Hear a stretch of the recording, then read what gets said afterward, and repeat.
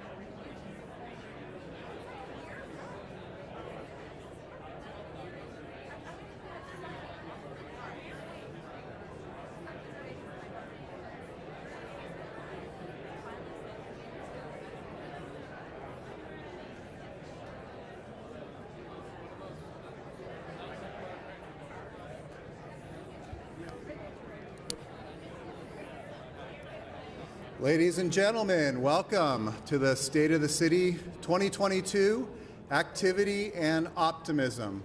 We're thrilled that everybody can join us here today. But before we begin, I'd ask everyone if you could please rise and help me recite the Pledge of Allegiance.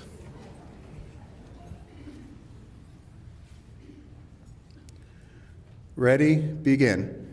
I pledge allegiance to the flag of the United States of America and to the republic for which it stands, one nation under God, indivisible, with liberty and justice for all. Please be seated.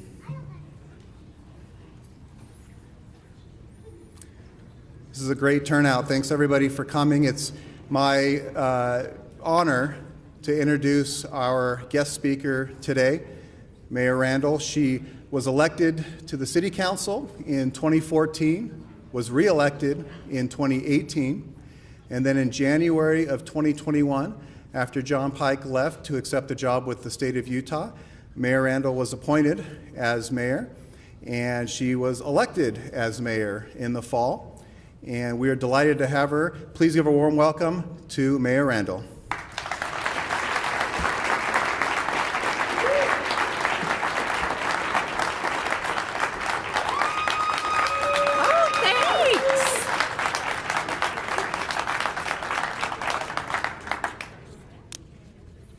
Max, your family's sitting up here on the second row. Just saw him walk in. Thank you, everyone, for being here. As you can see, we're going to talk about activity and optimism, and this is a little bit of a bigger crowd than I spoke to last week. So last week, my second grade, I have a granddaughter in the second grade, and they were reading a book about a mayor of a town. And she said, "Hey, my grandma's the mayor." And so the teacher got a hold of me, and we arranged to go and meet with the second grade class. Well, a few days before I went to speak to the class, I'm laying in bed at night, and I get a FaceTime call.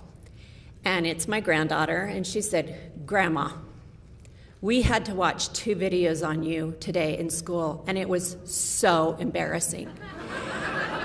And I said, "Really?" I said, "I'm sorry. Why was it so embarrassing?" And she said, "Because one of the boys in my class said to me, 'Is that your mom?' And I'm like, 'My mom is not 69.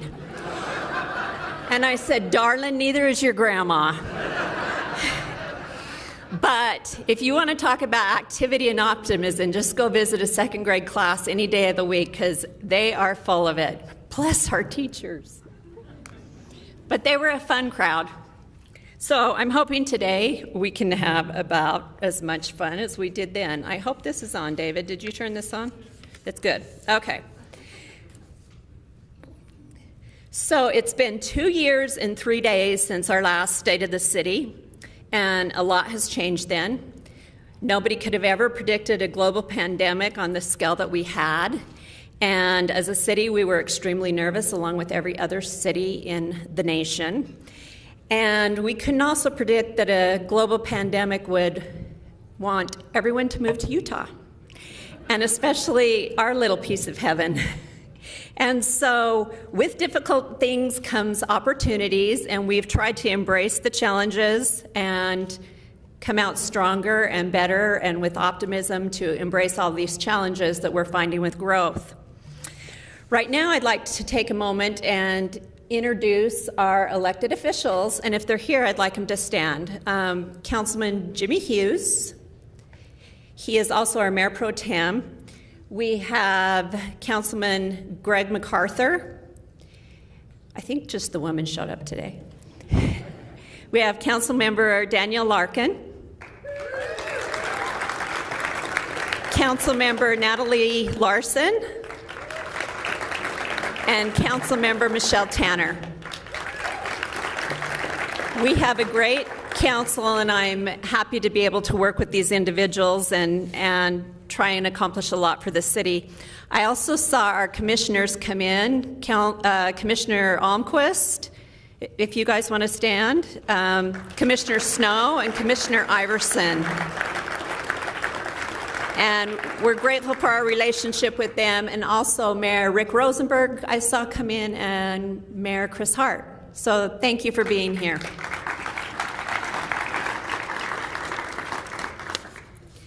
So let's get right into this. Water. Water, water, water. Every single drop is precious, and we live in a desert, which we all know, and we need to remember we live in a desert. There's many components to securing our water future. More reservoirs coming, hopefully getting built soon. A regionalized secondary water system, finding other sources of water, and then also conservation. These things aren't going to happen overnight. It's going to take us a while, but we are all very aware of it and working really well together as cities and the county to tackle this situation. Some of you may be wondering what these water barrels are for up here. Good old Carlos with our city. Thank you, Carlos, for rounding up these water barrels for me. I said I had some, but they were full of water. They might be a little heavy to get in here. So these represent almost 1,000 gallons of water, just shy of 1,000 gallons. And I want you to know what you pay for the 1,000 gallons of water. David's going to be my Vanna White.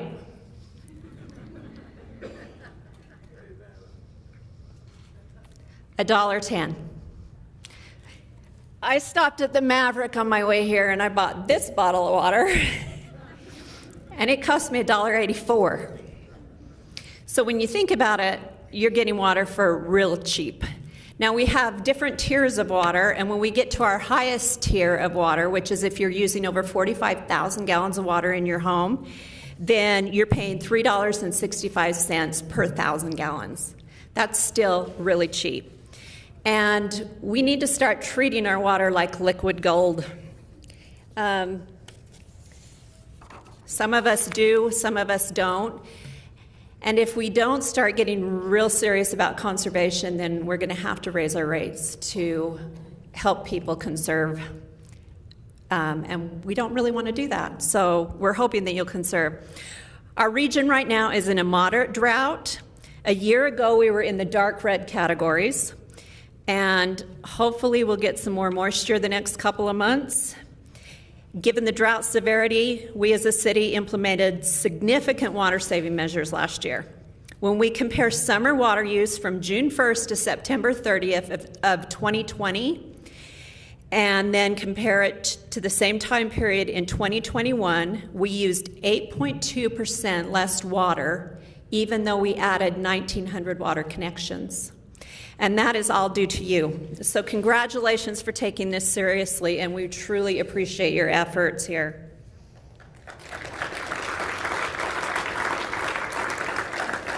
We have two types of water. The first is culinary, which we all use indoors for drinking, showering, cooking, and all of that good stuff. And then we have our secondary water that comes from the wastewater treatment plant.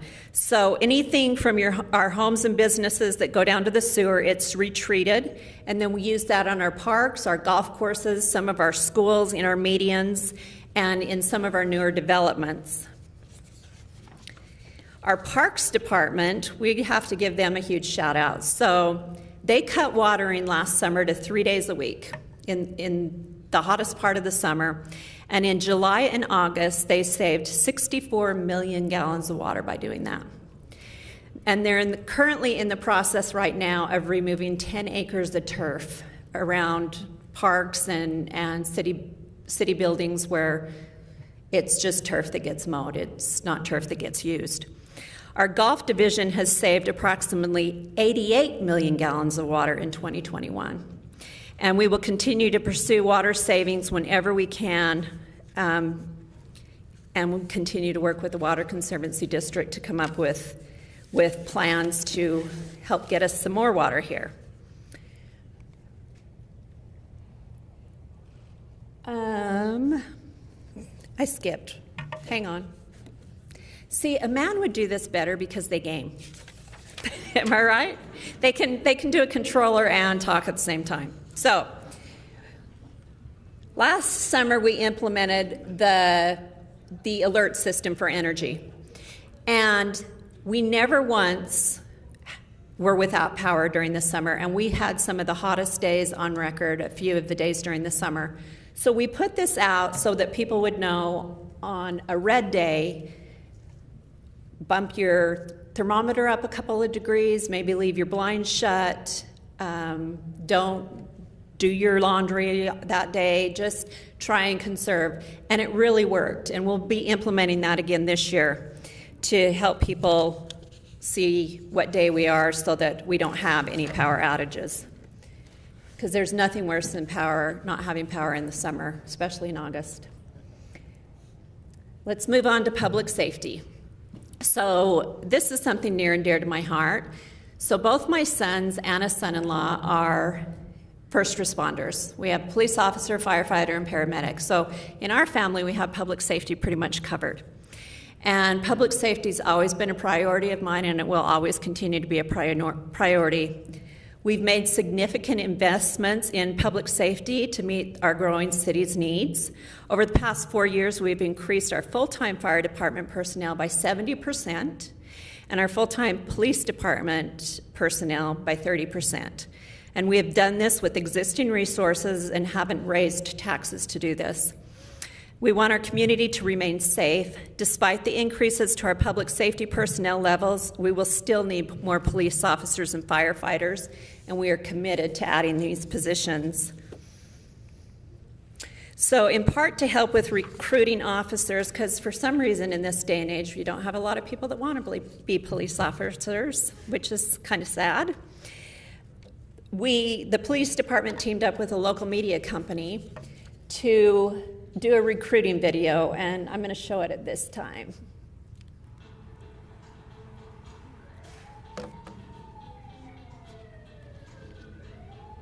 I'm not a superhero. I'm a citizen of this community. I am not a villain, but an individual amongst individuals.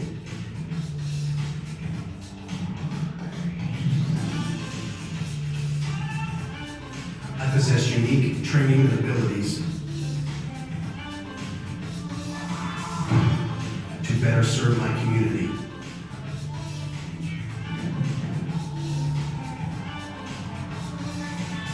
I experience potentially frightening situations. But I am not a frightening person.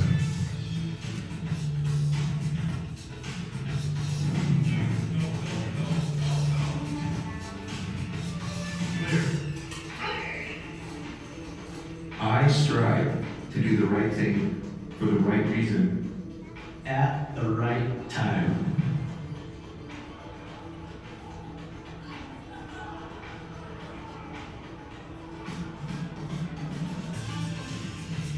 I serve this community because I love this community.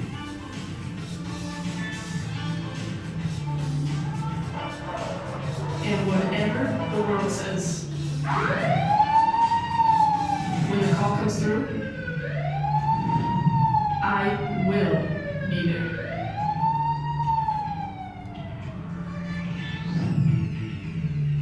I have taken an oath to serve.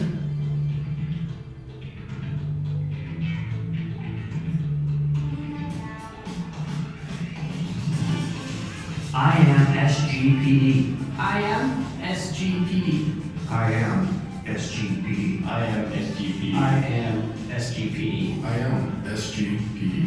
I am SGPD. I am SGPD.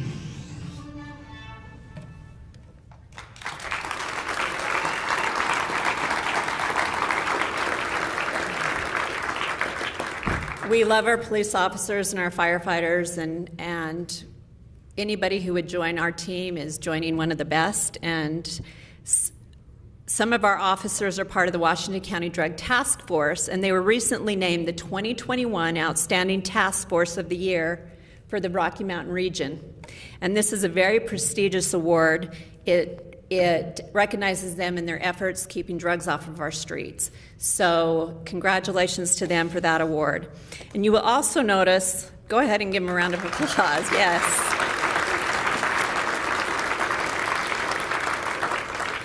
You will also notice the logo that says Watch Your Six, and this is going to be a new campaign that SGPD is putting out. There's been a lot of accidents, and we have an increase in accidents. A lot of it's distracted drivers, running red lights, different things like that.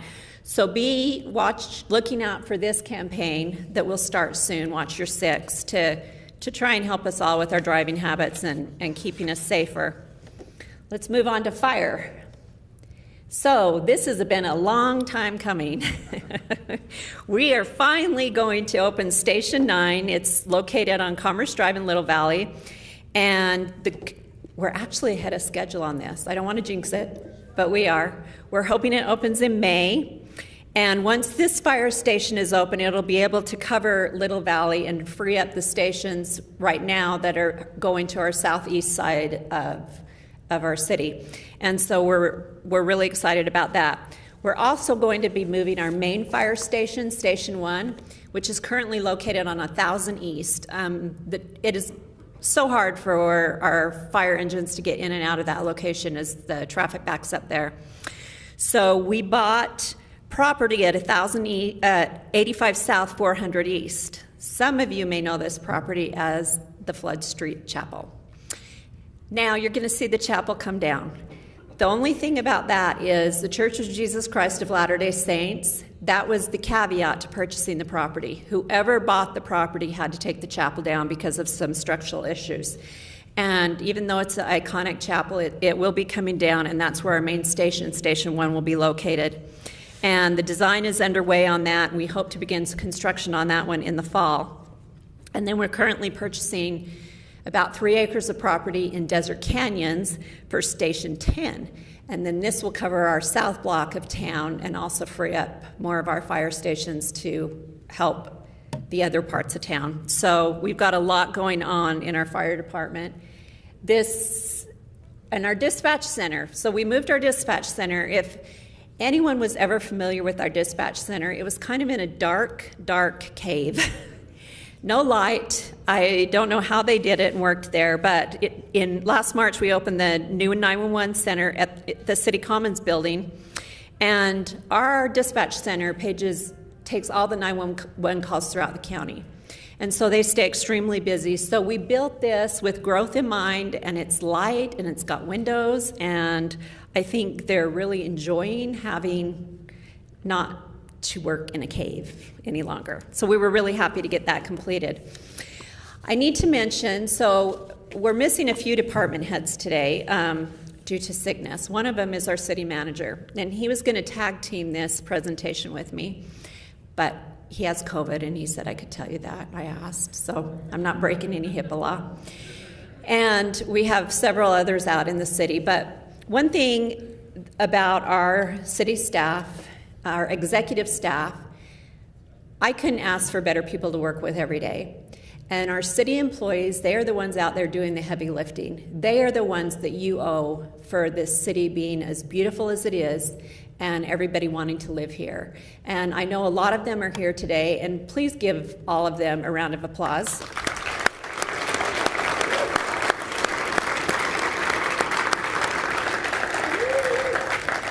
So since Adam couldn't be here, I recruited a couple other people. So Charlene Quell is over Economic Vitality and Housing, is our Economic Vitality and Housing Director is her official title. And she's going to come up and talk a little bit about some of the housing going on. And I'll be back.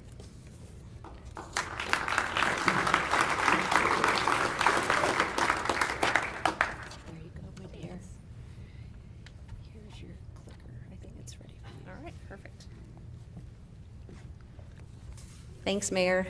So I will echo what the mayor said. This is the best team in the best city in the world, and we get to work with the best community. So thank you, everybody, for being here today and for all your support, because our city is only a reflection of how awesome our community is. So I get to talk about growth, and this thing is really tall. So I wanted to just share with you a little bit about what's happening with our growth and what we can expect. So we have so many cool things happening. Just driving around our city, every corner you turn, there's something new happening. Our census, our growth is really real. We went from 73,000 to 95,000 people just in St. George City alone in 10 years, and we're expected to continue to grow. We're going to double our population in this region in the next 40 years. So when we talk about how much growth we're seeing, we all experience it every day. We're all a part of it. When we look at the, sorry, I'm not used to following notes, so give me just a minute. So we're trying to keep up with the level of growth, and it really is a challenge. Our team is spot on with how much we work with our community partners, and we really appreciate the collaborative effort. We're always looking for innovative ideas, and we always have our doors open to have those discussions. We couldn't do it without you, and the collaborative approach is one of the reasons why St. George continues to be ranked 4th by the Millikan Institute on their best cities. And so when we're really, we're not the only ones internally who know how great we are. We're seeing this all the time. All right, so let's talk about St. George 2040. How many of you have been involved in our strategic planning efforts for the general plan update and the downtown area plan? All right, if you haven't been, watch for more because there's going to be more coming soon. And this is so fun. We've engaged with over 5,000 of our residents who have come out and given us feedback on what we want to see, what they want to see in the future of our city over the next 20 years. And the stuff that's coming out is so exciting, and it really is a testament to how community-oriented and how willing to engage our residents are and our visitors. So thank you for doing that, and if you haven't engaged yet in that process, please plan on doing so soon. I think the mayor's going to talk about that in a minute. Is that my timer? All right, so let's talk a little bit about see, David, I told you I was going to have a problem having notes in my hand. I'm usually walking across the stage. So, can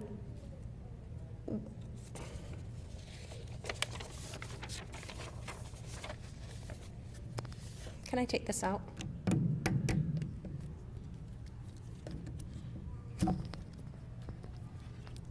Oh, I can't do that. It's wired.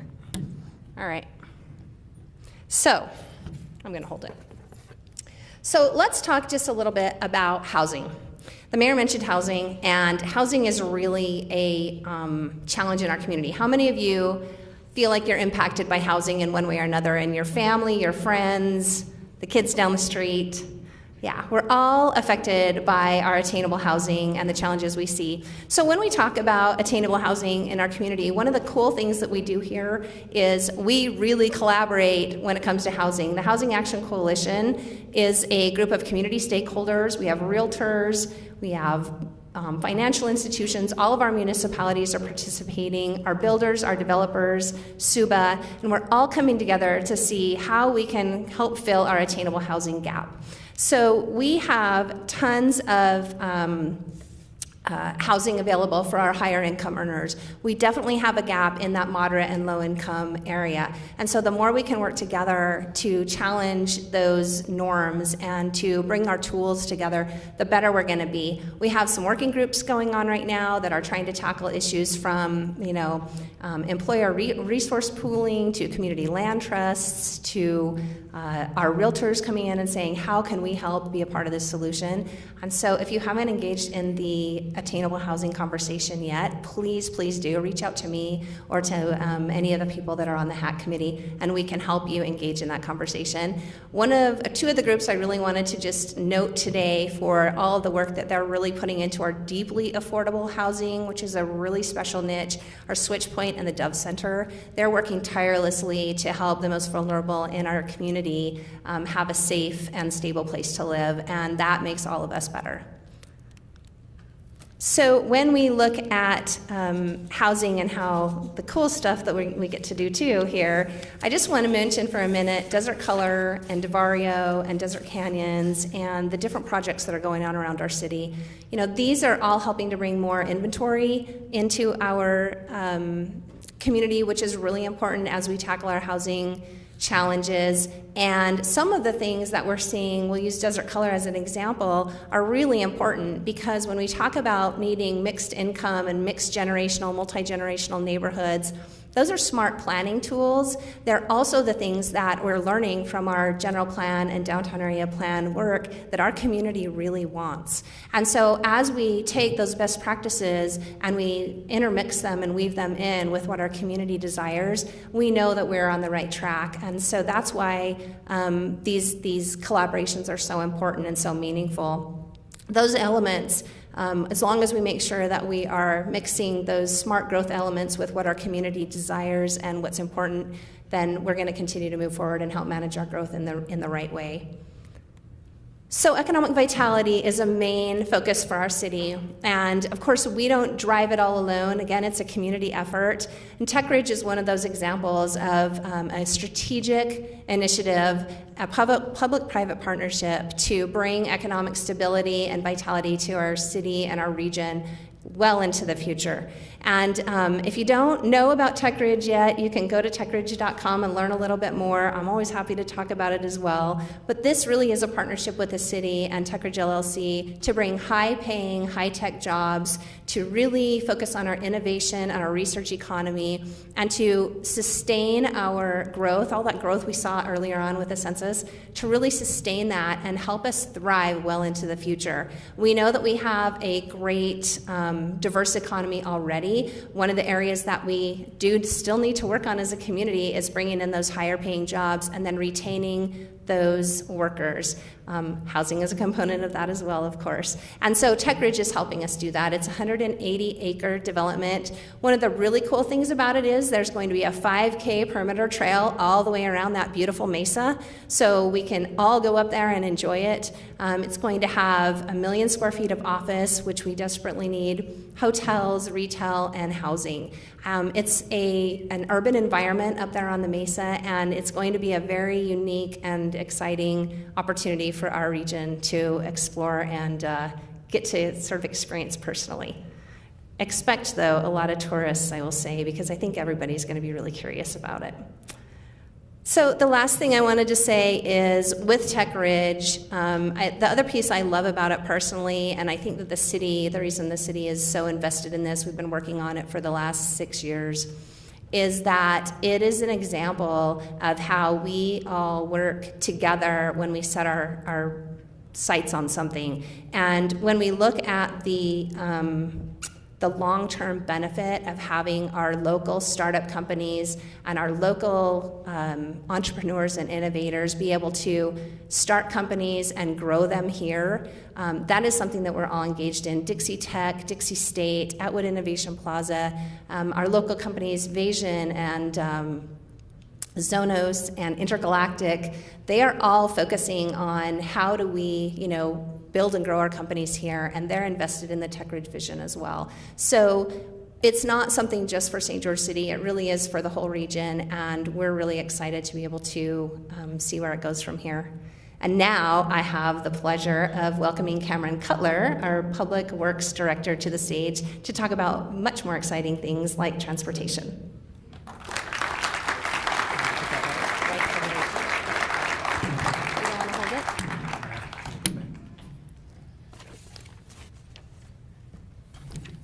Good afternoon. Every plug that I can get, Transportation Expo right next door. Go for it. I am grateful that I only have a short portion of this presentation, Mayor. Thank you. Okay, transportation. If you recognize this image, River Road project, it took us a little bit. You probably, if you didn't cuss and swear before this project started, you probably learned to cuss and swear during the project. But as an engineer, I look at these stripes and I'm thinking, okay, is that distance right? Is that distance right? I don't know if anybody else really loves these pictures like this as much as I do, but I'm very grateful for this project being done. Just a little flyover, this project was for the purpose of, if any of you, if you are the portion of you that drive River Road, you understand the traffic and transportation, the congestion that we get on River Road. We built this project, put in a couple of dual turning lanes at Riverside Drive, northbound lefts, and dual turning lanes down on 1450 South. That was all for the purpose of trying to improve southbound traffic. We're still working on that. In fact, you'll see just a little bit of a flyover, and it doesn't really, I don't think this is what the traffic looks like southbound River Road. But at about 5 p.m., you'll see it gets pretty backed up. We are currently actually changing experimenting a little bit with some traffic signal programming, the cycle time of the signals. And so if you've seen some improvement in the last week, hopefully you have. If you haven't even noticed, that's a good thing. But we are trying to get some more traffic, some more green time going south on River Road to be able to help with that situation. So just a small segment. This next slide, I'll talk about 3000 East in just a minute, but one project that will be coming soon that we're working on, we purchased the right-of-way, is looking from that same intersection that you just saw, 1450 South River Road. This is looking west across Don Taylor's property.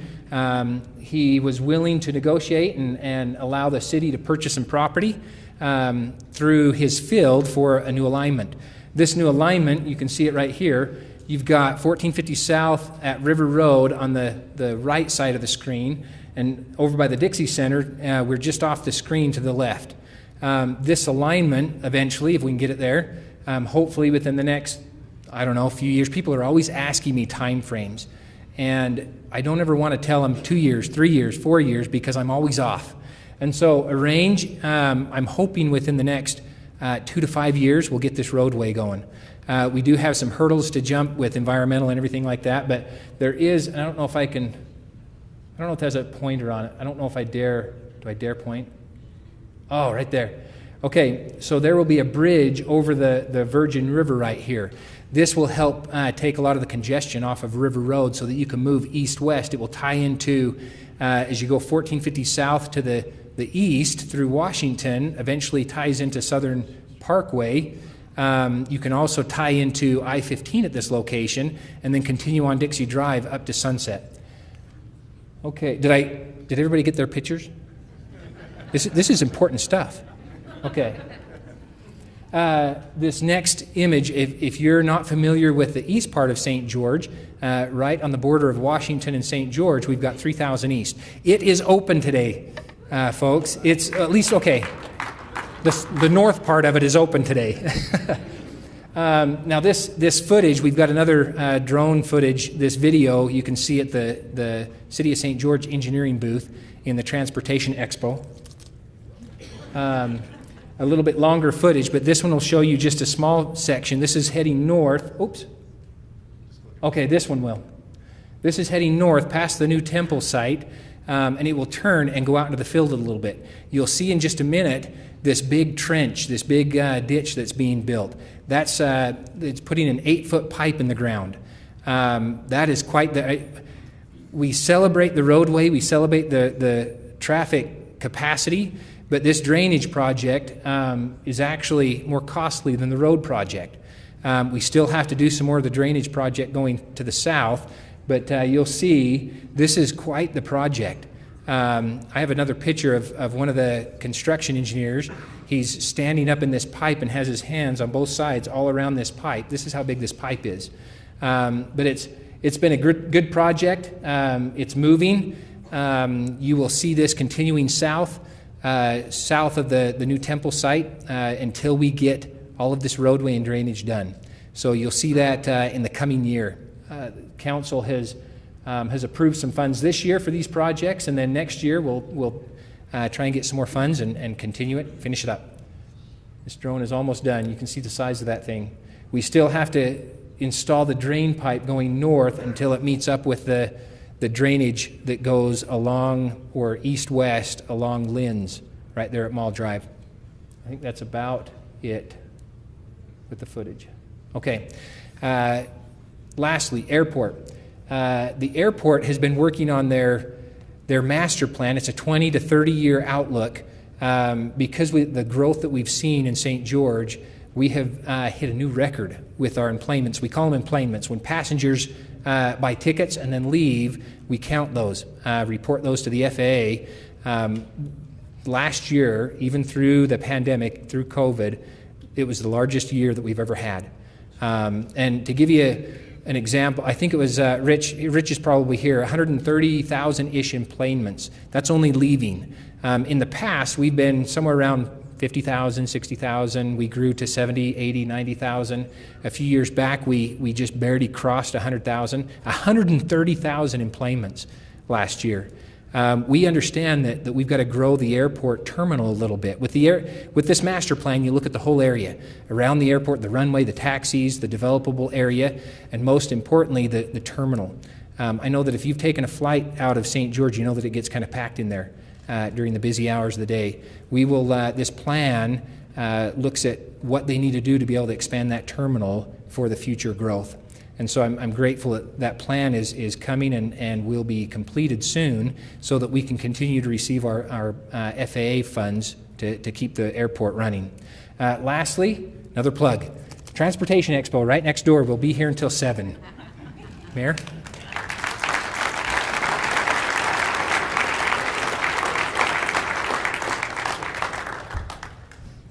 Engineers. Gotta go visit the Transportation Expo or Cameron will not be happy with you.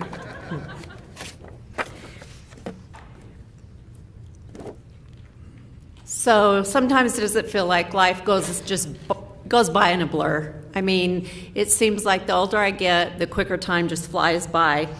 And we all should take a moment to remember either why we chose to live here or why we choose to stay here. And so I know I choose to stay here because it's an awesome place, and that's why we can't keep people out of here. The reason for a lot of it is the quality of life. We move here because we are a safe city and we're welcoming and we have a lot of outdoor recreation to offer. So we see that daily. We're going to... Well, we're missing a slide, but that's okay. I think we're missing a slide. So art thrives in St. George. If you haven't noticed, we have art around the corner. We have Dock Utah. We have the mural at the Art Museum downtown. And then if you haven't noticed, there's a new mural on the side of the Electric Theater. That mural was created with spray paint. And it's pretty visually stimulating. If you haven't checked it out, go and check it out. And pretty soon you're going to see some of the utility boxes downtown. Different artists from around have chosen a utility box that they're going to brighten up and paint. And so they're actually going to be wrapped so that they last about 5 years. So that's coming to downtown. A little trivia. So art has been around since the inception of St. George. Brigham Young wanted the pioneers to participate in and enjoy the cultural arts. The first locally produced drama was presented in a Bowery made of tumbleweeds, 9 months after the city's birth. The Opera House was built in 1875 and for decades became the center of cultural and social celebrations. And today the Opera House is now doing exactly what Brigham Young had in mind, and that it's home to St. George Musical Theater that is selling out nightly. So now we'll go to parks, because there was supposed to be an art slide in there and show you the mural, but it might be at the end, I don't know. So we'll see. Parks continue to play an active role in our quality of life, and according to the cityparkalliance.org, parks provide access to recreational opportunities, increase property values, spur local economies, combat crime, and protect cities from environmental impact. Our parks are paid for by impact fees from new construction, and we're still... see, there's the art slide, so I'm going to have to go back and forth on this. Sorry. You will notice right here, the pickleball courts in Bloomington, and this is the new Atkinsville Wash Park in Sun River. This park, so our parks planners and designers, architects, They meet with the residents to see what they wanted, and Sun River was adamant they didn't need a playground or anything like that. They wanted more not adult, but more senior activities. And so that park is just amazing. It turned out beautiful, and Sun River has really enjoyed it. I'm just going to guess on these slides now. So then we have Snake Hollow Bike Park. This park has been a hit. Phase 2 and 3 have been completed, and you will see kids of all ages out there enjoying this park, and it's been named one of the best bike parks in the western United States. Love where you live. So, is Rain Christians in here by chance? Rain. I want you to all look at Rain. Thanks, Rain. So, Rain came to us, and he was really concerned about all the litter he was seeing around town. And so instead of just complaining about it, he organized a group together, and they started a nonprofit called Love Where You Live. And they had 3 goals in mind: to educate, to raise awareness about the needs to eliminate litter, sponsorships, so to work with local cities and businesses to promote change, and 3, cleanup. And this is to initiate a continuous movement to help keep Utah clean. So last year on my birthday, February 27th, and it's also Councilwoman Larkin's birthday the same day, we did a litter cleanup with Rain on I-15. We cleaned a half a mile of I-15, and we got 5,400 pounds of trash collected in a half a mile on I-15. And there was only about 60 of us. So on February 25th, we are planning another cleanup in conjunction with, I think Washington City is going to help, Hurricane City, Mayor Rosenberg, Mayor Hart, we may be reaching out to you, and Love Where You Live, and we've reached out to the county and UDOT to help. That's one of the biggest complaints I get, is how trashy I-15 looks. And we have a no tolerance policy on uncovered loads. Just ticket them. I mean, because that trash is blowing out of loads and all the construction material, and it's ending up on I-15, and that's a gateway to our city, and we don't want it to look trashy. So Rain is an example of one citizen that can make a huge difference by just taking an idea and running with it. And so, Rain, thank you so much, and we'll be there on the 25th to help pick up more garbage.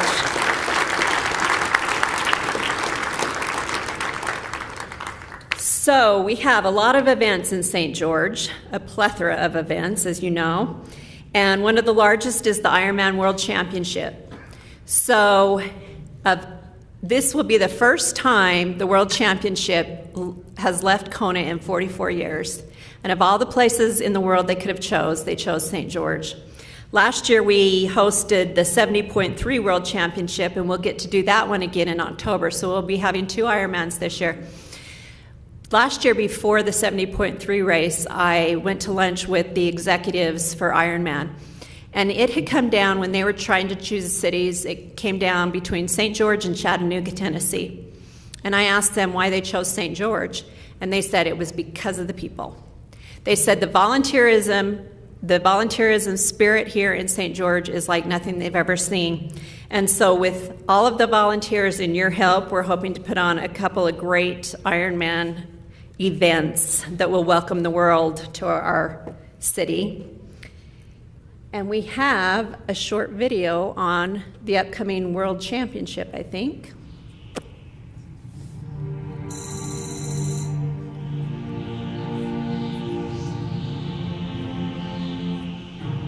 The Greater Zion area is on a premier stage like never before.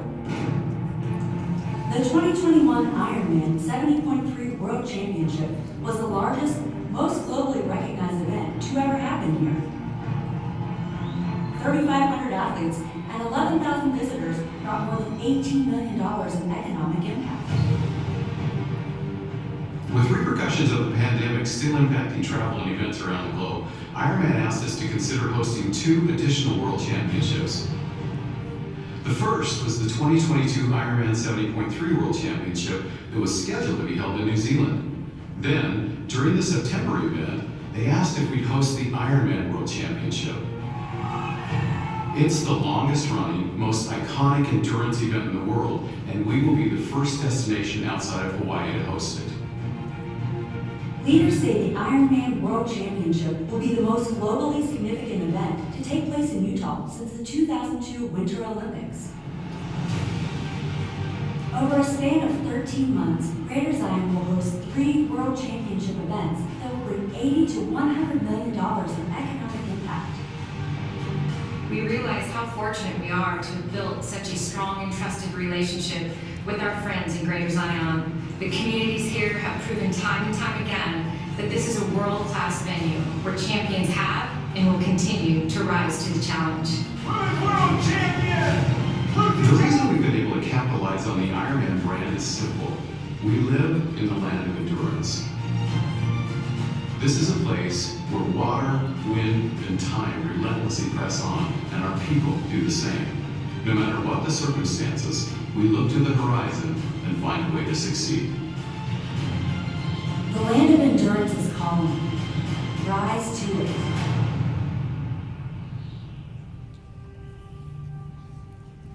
So we are excited about that opportunity. And if you get a chance, sign up to volunteer or at least go watch the athletes. It is incredible what these athletes can do. It just amazes me that they can push their bodies to those limits. This is something that we are so excited about. So we did a groundbreaking last spring, and we were supposed to dedicate the Gold Star Families Memorial Monument. So what that monument is, it is a monument dedicated to the families who have lost a loved one in combat, any combat related, whether they are still active duty and have committed suicide or have been lost in battle. And the monument is absolutely incredible. It is stunning. Ours will be the second one in Utah. There's one in North Ogden. And we were going to dedicate it on November 10th, but our monument got stuck on a shipping container along with everything else in the world and didn't make it here in time. So our new dedication date is March 26th at 11 a.m., and it is going to be in the heart of Town Square. It's all prepped, it's all ready to go. We just can't wait to get that monument up and recognize our Gold Star families. Our Arts Festival is turning 43 this year. It is a huge event. 30,000 people come out to the Arts Festival over 2 days. It is always held the 2 days before Easter, so if you haven't gone to the Arts Festival, we highly recommend you go. It's also in Town Square, which holds a lot of our events, actually. And then we have our 9/11.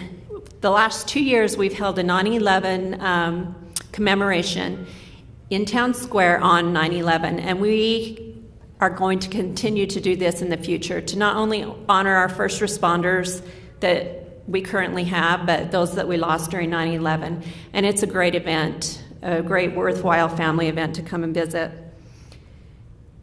And then our marathon. We have our half marathon that just turned, I can't see. So, old, 40, David? It just turned 40. And then our full marathon, if you want to run it, go to sgcity.org, and registration opens April 1st. And I'll be on the sidelines cheering you on if you want to do the marathon. We also have our neighborhood open houses. We started this 2 years ago, and it has been a huge success. This is where we bring the city to your neighborhood. So all of the elected officials are there. Every department in the city is represented there. You can ask all the questions you want, get tons of information, and these are the dates that we picked for this year. And so be watching for those, and we are excited to come to your neighborhood and visit with you. I want to recognize some of our community partners. Is Kelly Stevens here? Kelly, are you here? Kelly, stand up.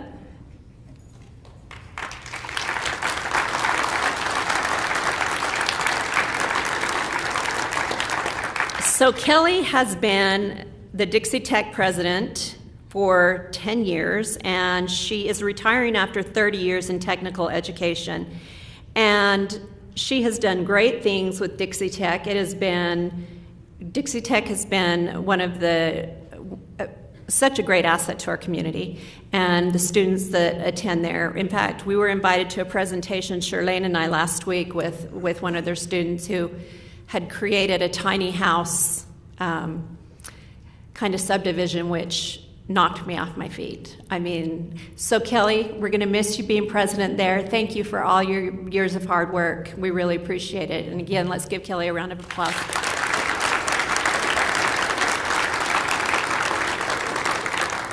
And if you go down 700 South, you notice a lot of construction going on at the Dixie State University Stadium. They're adding a press boxes, and I heard President Williams, you may correct me if I'm wrong, this may be ready for the 2022 football schedule. He gave me a thumbs up.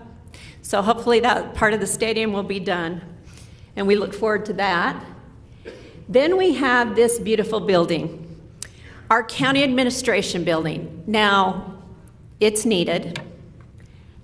I'm a little jealous because we're really out of room at City Hall, but the one thing, commissioners, you know this, I just got a call last week from a gentleman that was so upset the city would approve this color for the building.